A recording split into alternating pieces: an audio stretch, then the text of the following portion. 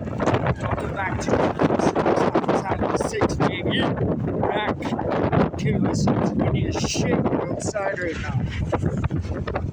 So, what we're gonna do is, we're gonna talk about drugs and prison, like I said we were gonna. Now, I don't know who I am. I've been doing this channel for quite a while. Grew up, gangs, this and that. I grew up with all drug dealers as friends. Every single person I hung out with was a drug dealer. Ever since I was 12 years old. I turned my life around in 2012. Got clean off of everything. Quit cigarettes, quit drinking, quit drugging, and I got totally clean. I make something for myself because I have talents. I don't care what anyone says. I have talents. I'm gonna be something. Somewhere like I gotta be something. I'm on the cover. I'm on the grind right now. I'm on that American dream chase / Canadian dream. It's windy as hell. And let's get into this. I spent a long time of my life in jail, right? For a criminal, basically. Assault caused bodily harm, assault with weapons, criminal negligence, breach of probation, breach of bail, breach of recog, times 10, roughly. Breach 12, 10 times each of those different orders. Ever since I was a young youth, I started putting out probation orders, which I never ended up finishing any probation orders. Like they set you up for failure when you're a youth. I went to youth jail in a real dangerous one called TRANQ in Toronto, Ontario. They actually closed it down because it was so bad. It was just crazy. For y'all in the US, you can compare it to like a JIT camp in Florida or maybe New York, something like that, East Coast style. Ontario here, we got our own swag, we got our own identity, a lot of Jamaican, Korean, Irish, Korean, Asian, we got everything here. Afghani, Iranian, basically everything. I grew up with pretty much every kind of race you can think of. We didn't really, so growing up here, you don't really look at race too tough. We just don't.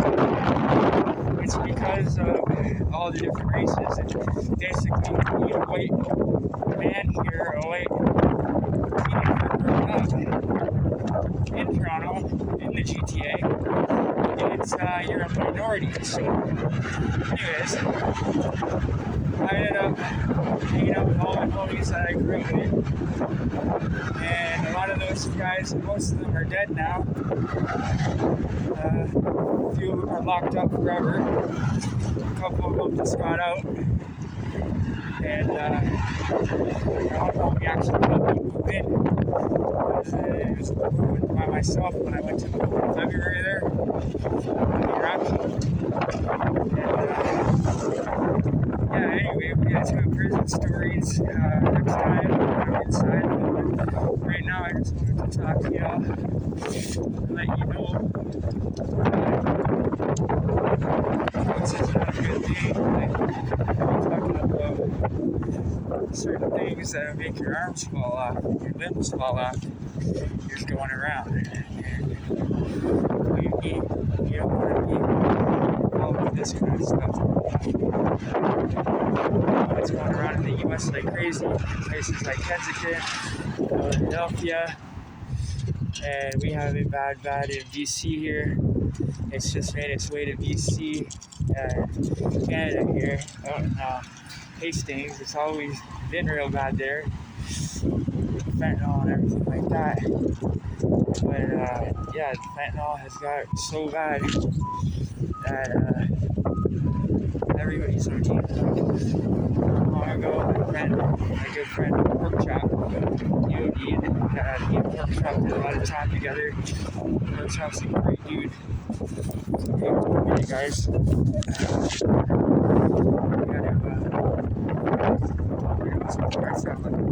gotta keep sniffing because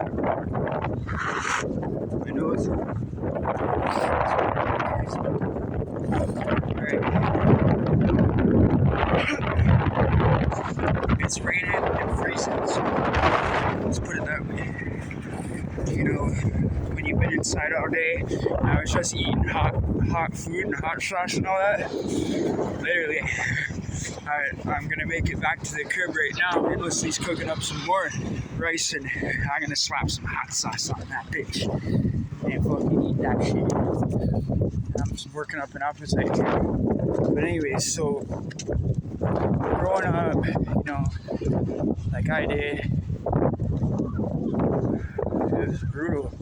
Everyone on drugs, like everyone's parents on drugs, this and that. Growing up, seeing all the parents and everybody, friends' parents on dope and on crack. You know, it was sick. You know, at first I just started selling weed. You know, we got into like really selling weed. Me and my homie Mike, we were like, and us three were like, maybe Ryan too, we called him B. All four of us, we were like the main people that everyone would come to in high school for dime bags, half quarters, half ounces, all the way up to like a QP. If you wanted like a quarter pound, you could give it to you. Back then, we were getting this shit on the spot for like $7.50 quarter pound. Me and Mike would split on a half pound, and $50 two of us to split $7.50 each. And so if you wanted to split a QP, you just go grab it. So you got it for cash $700 instead of $7.50. You get it for cash $700 to do it for $180. Right? And then that's a pretty good little, you know, 10-minute work flip, right? So those were lit. Those kind of jobs dudes wanted to get thrown, though, for a pound or whatever, 4 zips. We were flying like that, young, just turned a teenager, you know what I mean? I was in grade 7, homies were all in high school. I always hung out at the high school because I was kicked out of every elementary school that I went to. My mom even tried to be a couple Catholic elementary schools, so I got kicked out of them.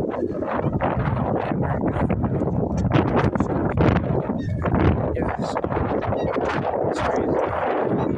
One of them right in the rest. It's so stupid.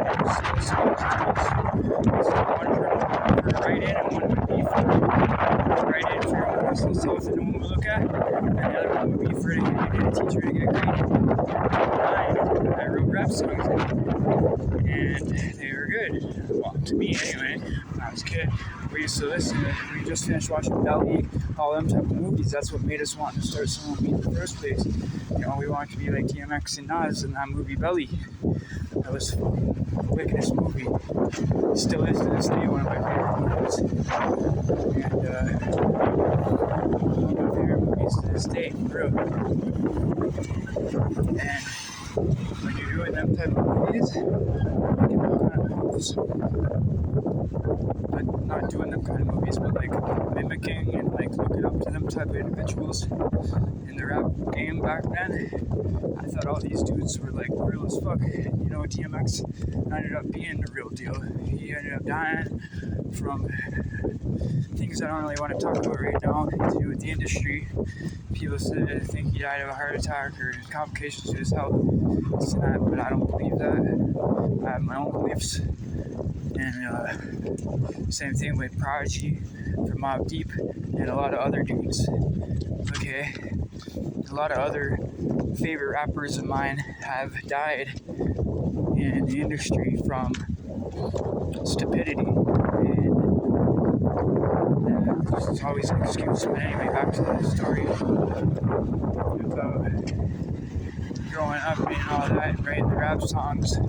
So I wrote the rap songs in the journal. The next thing you know, I'm suspended from school, fighting, or whatever, showing up late, all kinds of different reasons. They eventually just suspended me once the fight happened, because I had been getting in trouble for missing school and being late all the time, leaving school property at lunch when I'm not supposed to, just weird shit. And because I used to go home at lunch and smoke bongs, bring a couple kids, I put everybody in the grade 7 and 8 on to weed and cigarettes, and I was selling them all packs and everything like that, because me and my boy had, just put it this way, we had pretty much as many cigarettes and cartons as would be in a convenience store. We had that much. Let's put it that way. Think about belly.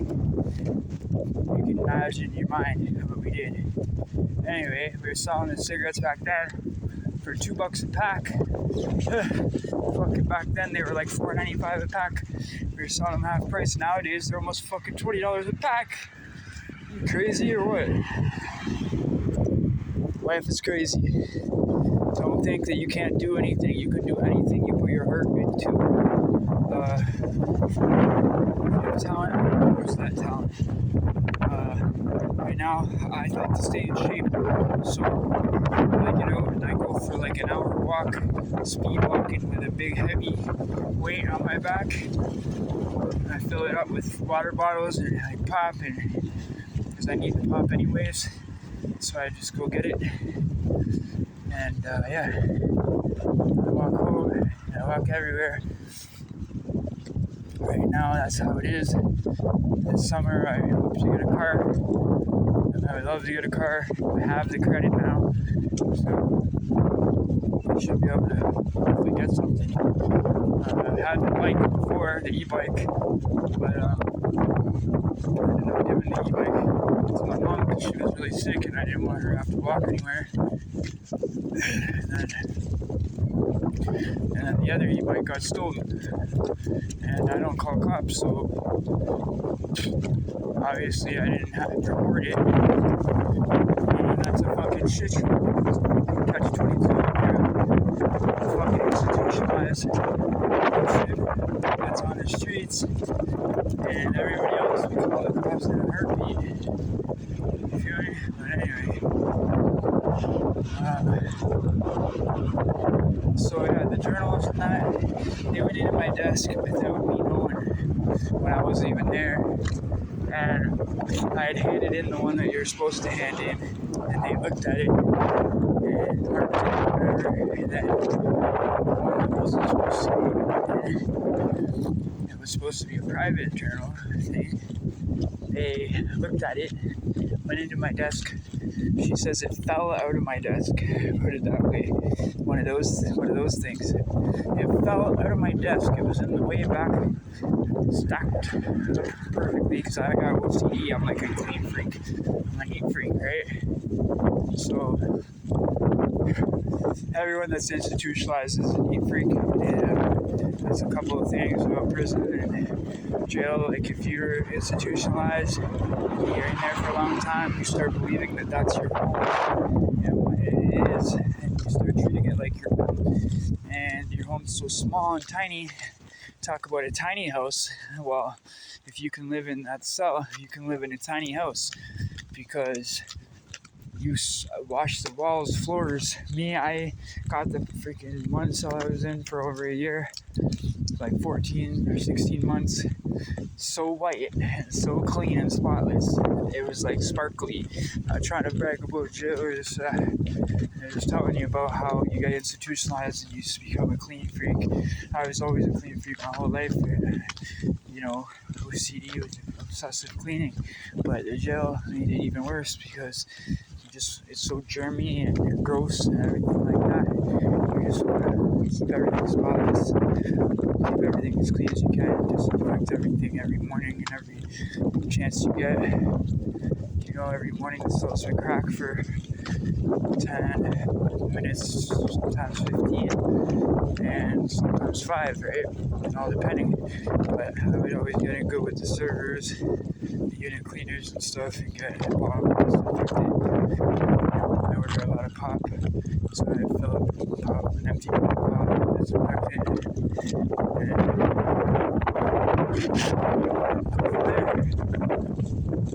I would get a spray bottle eventually. It's hard to get, but I would end up buying a spray bottle eventually. I was doing this, and not every single time. There's an example of one time when I was in there for quite a while this time. I ended up getting a spray bottle and used the spray bottle to smell. Make the cells smell fresh, stuff like that. Got a brand new jumper, like a Dickies suit for visits and stuff for VI. I would put it under my bed, fold it along the seams, and press it down under my bed, under the mattress. And it's so clean under there, everything. I squish it down, I sleep on it, and then wake up in the morning and it's pressed, in the bag. A lot of guys are going to get brand new stuff will come around. Say there's like 10, there's fucking 40 guys on the unit, and maybe more, and got only say maybe 10 new items that come on launch a day. Sometimes less, sometimes none. There'll be like none for like clothing changes like every week at least, hopefully, and then sometimes not, depending where you're at. So clothing change would come. You're supposed to get 2 pairs of boxers, 2 pairs of socks, 1 t-shirt, and a lot of times they don't even change the jumpers. Some do, some don't. So, and jumper, right? And a lot of guys don't want to give in their jumper because the jumper you get back is fucking disgusting. The underwear and all this stuff you get back from laundry is disgusting because it's been in laundry with 1,000 other items. Everybody else's stinky boxers, thousands of them, and then you got like it's all wrinkly and dirty and just grody looking because it's like so old and so many different people have worn it. And so when you do get the new stuff, you keep it and you just wash it yourself. And that's what I used to do. I used to wash my boxers out myself, wash my socks out myself. They give you like beige socks. Some give you beige long socks. Some give you beige ankle socks. Either way, I would sneak up my white socks that I'd be wearing on the street. And then when I go to court, you're allowed to get clothing changed. So I would get my peoples give me more outfits. And then just over time, accumulate all the time, just bringing back the socks. And it sounds like a funny thing to throw back, but it just makes you feel better. It makes you feel like a person. Wash my white socks every day. And the next one's the next day while the other ones are drying. And what I would do, because me personally, I always have to tuck my pants in my socks. Right? That's me. That's my swag since I was 12 years old. Maybe younger, maybe 10. Riding bikes and stuff like that. You want your baggy pants to catch on the chain.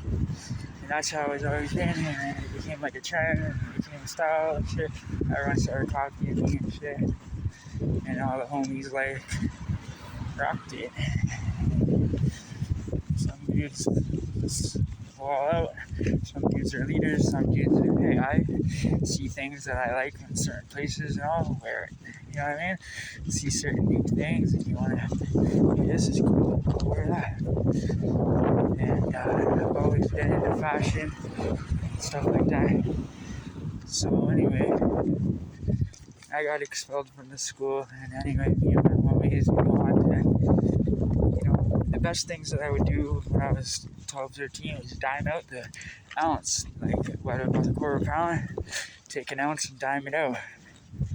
So when you dime it out, you make fucking $210 off of 14 grams, and put them all in dime bags for 0.7.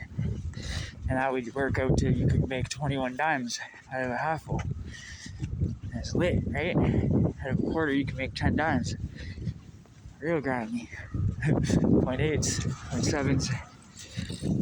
Anyway, so we got into selling the weed, and then in high school, started selling coke and weed and shrooms and shit like that. And then when I had my baby mom pregnant, she told me about her Adderall crackheads, and so I started dropping in her dad's house and figuring out how to do that. She taught me how to cook up the rock. I cooked up the fucking shit into the rocks, and I started going from there. And me and my boy that was Afghanistan, he's from Afghanistan, he looked like Bruce Lee. He looked Asian, but his name was Bruce. I call him Bruce. And his real name was a longer name, but I didn't say it. So I called him Adi. Anyway, our other homie, Butter Fuko, us three, we all lived, we all had our own room on the top floor, because it was an actual house, but it was just turned into a crack house, and they rented every single bedroom, and the living room was turned into a bedroom, dining room, every room in the house was turned into a bedroom. The only thing that wasn't for rent was the kitchen, okay? So everything was for rent. It's fucking dope house, drug house, crack house, whatever you want to call it. I had the room upstairs, and I was a living server. They would come up to the door, knock, and leave me there. Either me, Hattie, or Fuko, Eric. And anyway, this is how it goes. It went from there, turned into oxys, dope. Oxys to dope. My dad was quadriplegic. Me and my dad were in a bad head-on collision accident, and that's when perks came and oxys came, and heroin came, and fucking fentanyl came. This is all over time. Epidemics here in Toronto, Canada. One at a time. Epidemics kept happening. First, all the parents were hooked on crack and marijuana and coke. Not mine. My mom didn't do none of that except for weed. But yeah, so most of the parents and shit were all getting hooked on that shit in the 90s and the 2000s. And then after that, it was about that oxy era. Everyone was hooked on oxys, including me. Real bad. And then fentanyl came into play and everyone started dying. And this is what we're going to talk about more and more on the channel. And now, believe it or not, there's this new thing called XYLAZINE, and it's very dangerous. Don't do it. Nobody do it. It's called the zombie drug, and people's limbs are starting to fall off and stuff like that. And it's very dangerous, and it's very I don't know why it's here. It came from the US. It's very bad, and it's got people to the point, like, okay, fentanyl was one thing downtown, Queen Sherbourne, George Street, Chinatown, Kensington Market, and all this shit down in T.O., right, and T.I. But, and everywhere, really, people were on it, right?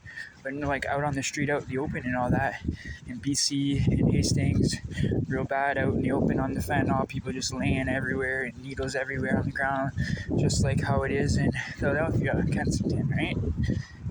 And different places in the US, really badly. And it's just like that here. So it's like that here now, out in the open, and that it started coming like that out in the open. I'm starting to see XYLAZINE make its way from the US, and it's spread to 36 countries now in the US from 2022 to 2025. It came out now, and from then till now is spread 36 states across the U.S. and more. It's spreading up to Canada now. People's limbs start falling off, guys. It's so dangerous. It's called the zombie drug. They're like zombies, and it's sad. It really is sad. I'm not saying they're like zombies. It's like homies, people's families and people's loved ones are starting to turn into literally looking like zombies with their limbs and legs getting infected to the point where they got maggots in it. Maggots in their wounds, and maggots are in their wounds so bad that the one lady was even saying it's in the wound so bad that they can't get them out because the maggots, they go inside the wound and they start eating whatever it is, and the drug's so potent it gets the maggots to die and fall asleep and for the tranquilizer. And then next thing you know, someone said if you catch it in time and they smoke meth, it'll wake those maggots up so they start moving again, so you can get them out of the wound. It's very, very crazy, very, very weird thing to talk about, but it needs to be spoke about, and we're going to talk about this more and more on this podcast. Good to talk to y'all again, good to see you. I gotta go eat some rice now. I'm almost at the house, and yeah, alright, see you in the next one.